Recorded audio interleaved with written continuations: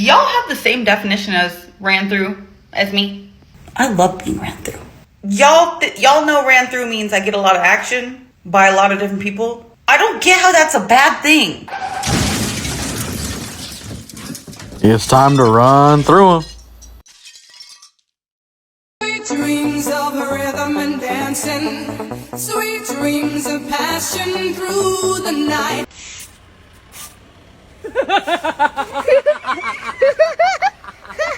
What did you do? Why are you guys laughing? What did you do? Look at what I did. You broke the pump. Look, you got. That's a knee slapper. Well, next time you put gas. Why you have me doing it? You're the man. You should be doing it. You're the stubborn one, hard-headed. What kind of man are you? I told I was gonna do it later. What kind of man are you? You should have been doing that. And I told you I was gonna do it later. Now look what happened. That's your fault. Don't blame me for that. I blame you. What the fuck is going on? I'll eat ice cream. I'll eat ice cream. I hope I don't make anyone angry because this might be politically incorrect, but I love that there's things that men do for me that I don't know how to do, like changing a tire. No idea where to begin, but I don't need to know that because there's always a kind man who's going to help me. Also patching a hole in a wall, because that just happens sometimes. I don't know how to do that, but I've never needed to. Like, there's just things that I don't need to know how to do because there's always an awesome guy who does. So like, why does there need to be such a disconnect? Why can't we just do the things we're good at? Like, for example, I'm really good at, and I'm also really good at math. Any chance they can get to resort to being a whore? It was going good. It was all going good. He's just going to think that you're not interested. If you talk to other guys, he's just going to think you're not interested. If you never reciprocate, he's just going to think you're not interested. And if you ignore him, he's definitely going to think you're just not that interested. And a good man that doesn't think you're interested is not going to continue to pursue you, because one of his greatest, healthiest desires is to want somebody that wants him back. No, thank you. What? No, thank you. No. Not my type. I'm so sorry. Let me tell you something. No, respectfully, you seem like a nice girl. It's just I saw the way you were looking at me when we got on call, and I don't want to waste your time. Okay, well, if I wanted you, I could have you. Just know that. No, not my type, and you have no drip. I have no drip. Yeah, you have zero drip. So. Where are you from? Florida. I'll see you soon. Like I said, please don't show up. I'm not interested. Not my type. No, but you're my type, so I'm gonna make you mine. Yeah, well, you have no drip. Maybe get some drip first. Well, let me tell you what you have. Everything that I need in a man. A lot of girls say that, but you, ma'am, have no drip. I'm so sorry. Newsflash, buddy. You're gonna be mine. Literally, I'm not. Whether you like it or not. All right, I don't know why you're talking like that. You're rude. And that's not nice because I'm way out of your league, buddy. Are you tired of your ass hurting? Get Preparation H. This is the sad reality of this girl finding the man that she's looking for based upon her criteria. And this girl that goes by the name of Maxed Out Mommy breaks down the chances of her finding a man that's in finance that has a trust fund that's 6'5" with blue eyes. So first she breaks down the number of men that are over 18, which is about 48.2%, making it 101 million men in America that could qualify. And only about 1.7 million men are actually in finance. And only 0.1% of that 1.7 million that are in finance have trust funds. Then she breaks down the amount of men that are actually over 6'5", which is 21 men. And only 6 of those 21 men have blue eyes. But to make things worse, now she has to break down how many of those men are actually available. And that number is 2. So there's 2 men out there that actually fit this woman's criteria of what she's looking for in a man. Good luck to you, though. So what she's saying is, you have a chance.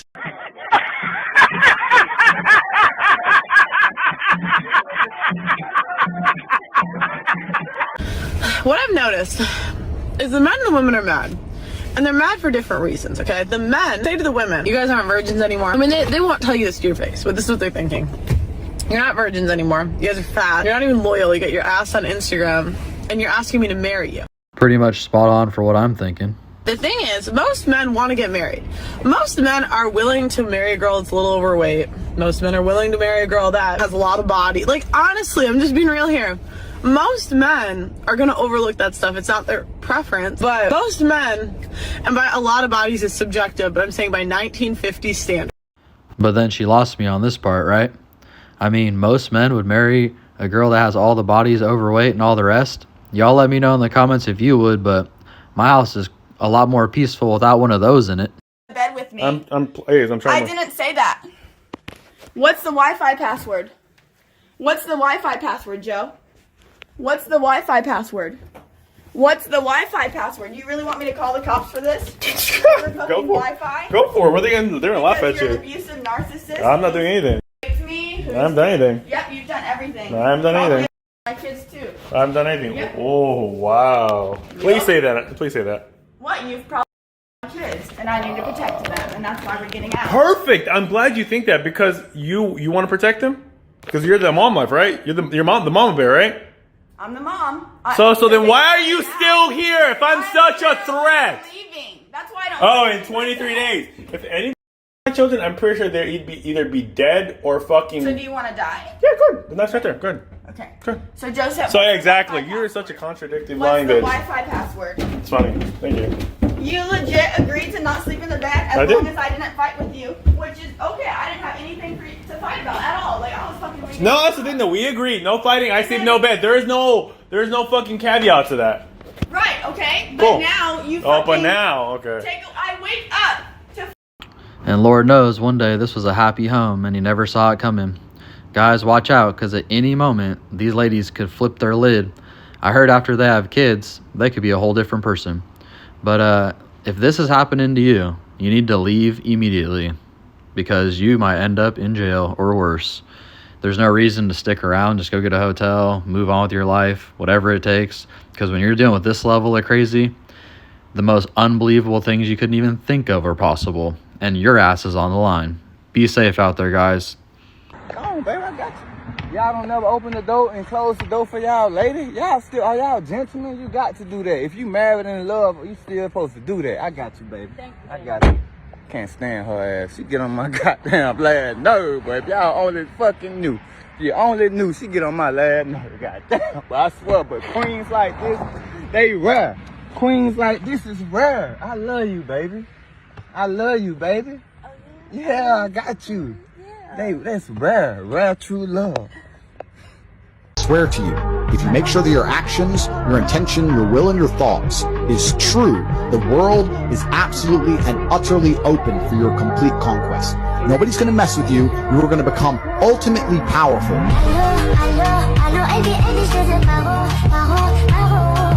Guys are scared to talk to girls now. Even if they see someone, they might not want to approach you. Like I'm gonna say something super controversial and you do not have to agree with it. But first and foremost, men don't go up to women anymore because you guys call them pervy, weirdo, and all this stuff. And you guys scream at the top of your lungs you hate men. So if men aren't approaching you, I can see why. Another thing, I also believe it's the way that you present yourself and how you carry yourself. A lot of you women in real life are really bitchy. I've seen you guys. You have like a stick up your ass, the way that you guys look, the way that you act, and the way that you carry yourselves.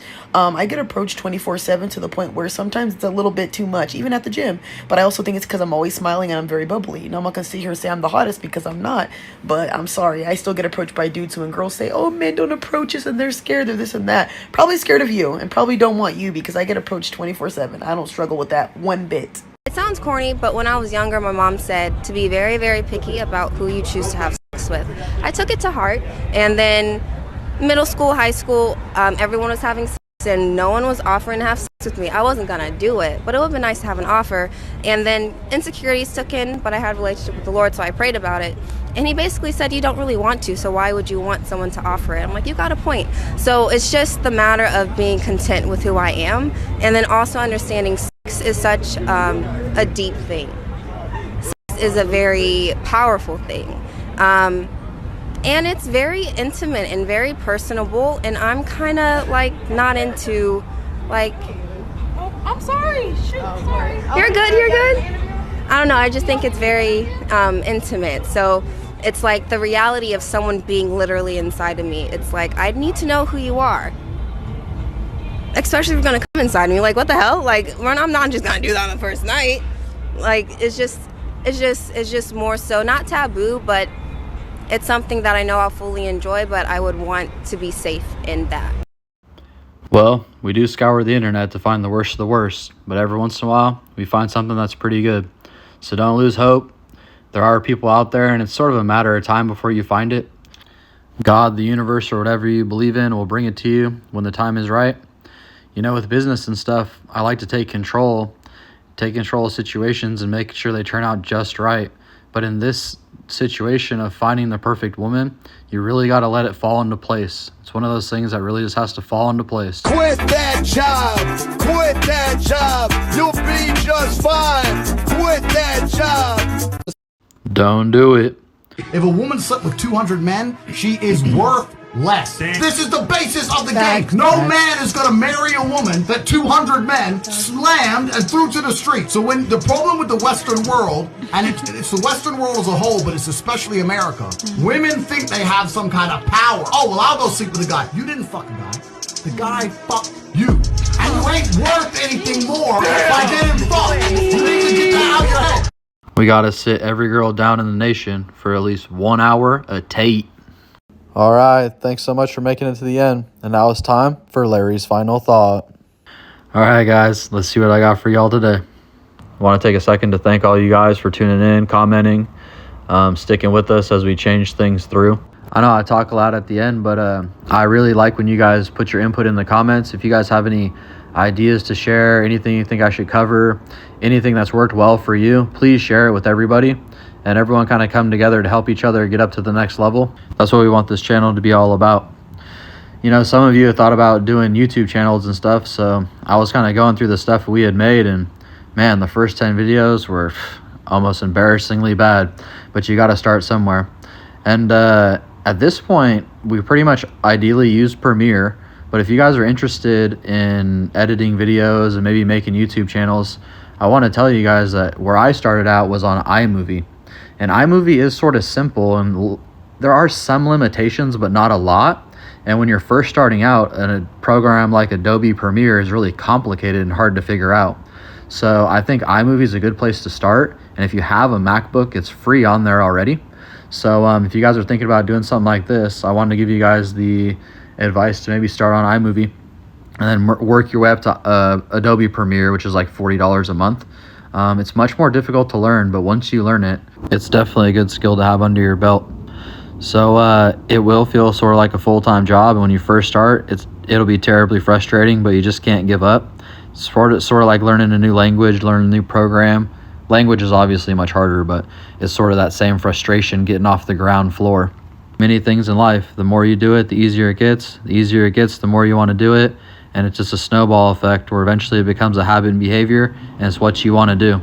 At this point, I would much rather make YouTube videos on my computer than watch the same sort of content or really watch anything on TV. And it's, you know, I've transformed in that way. All right, guys, put your advice in the comments, help each other out. We appreciate you helping us grow and sticking with us as we continue to get monetized again. Really appreciate everything. All right, guys, please like and share and subscribe. We're going to see you on the next one.